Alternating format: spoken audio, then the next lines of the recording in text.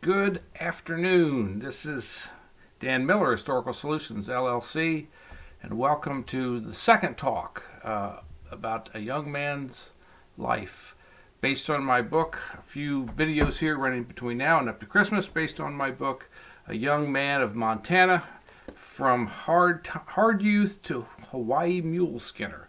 Wrote this last year. Another thank you to Tom Riley for engaging me to do that.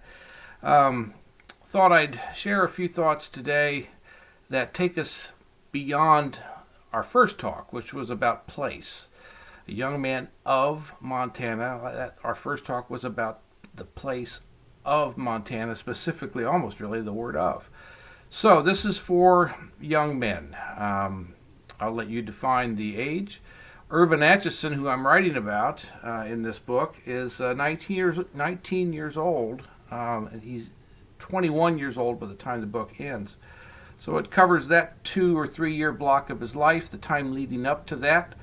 So I think it's an important lesson for young men of varying ages, and some of the challenges that are faced in 2022 and 23, and as we move on. There's 2 things I want to add for today. Number 1, from the place of Montana.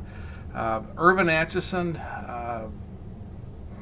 develops or has a trait, T-R-A-I-T, trait that connects with the place of Montana. And that trait is an unusual sensitivity for beauty. He loves beauty. He appreciates beauty. Now for him, it's the beauty of Montana and of living in Montana.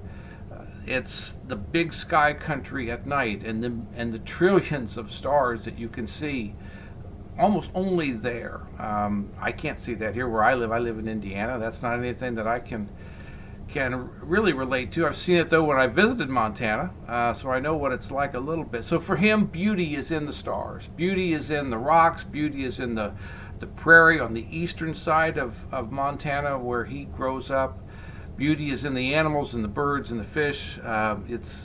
He sees beauty when he sees an eagle. He sees beauty when he sees a trout. And so beauty is an unusually strong sense or sensation or sensibility in Irvin.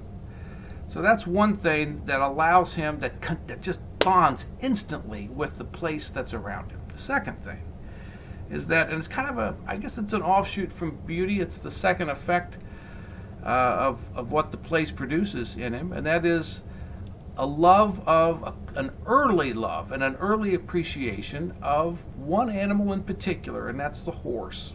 From the time he's 7, 8, 9 years old, he's demanded to work with horses. He's required, expected, ordered, bullied into working with horses. Teams of horses, single horses, and all the rest. And it's not work for him at that age. And again, 7, 8, and 9 years old, it's not work. He almost immediately realizes that he has an affinity with and for horses, and they for him. And there's another bond, another connection that he makes with this particular animal that will stay with him for the rest of his life. And so those 2 things together, a sense of beauty, a skill, and almost a particular passion for horses, those 2 things are the defining elements of his youth, what it means for him to become a young man of Montana. Now I want you to understand something here, and I don't think I've done a very good job of laying this out. Irvin's life as a youth, as a boy becoming a young man, is extremely hard. It's very difficult. It's hard times, it's hard luck. There's a hard wall standing between him at any given moment and his future. And I'm not even sure he would even understand what the word future meant, except for that it means the day after today. In another setting, I talked about this kind of iron triangle of yesterday as a day, and today as a day, and tomorrow as a day. That's very much what it is for Irvin. The future is no farther than tomorrow, and tomorrow will look exactly like today. That's how he has lived the word future by the time he turns age 19.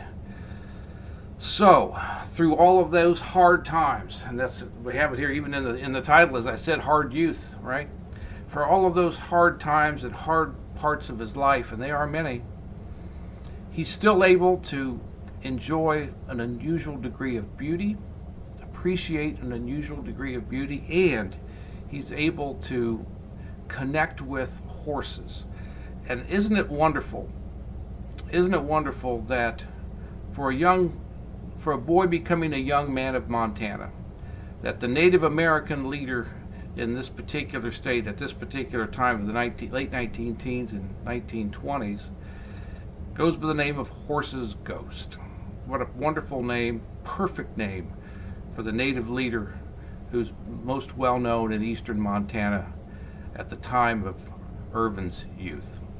Look forward to talking with you next time. What we're going to talk about, that's not a horse, that's our dog barking at a Amazon delivery. What we're going to talk about next time will be what he decides to do, or what his passion for horses maybe enables him to do as he moves away from or tries to seek a different life than the hard times he's known up to his 19 years on Earth. Thank you so much. I'm Dan Miller, Historical Solutions, LLC.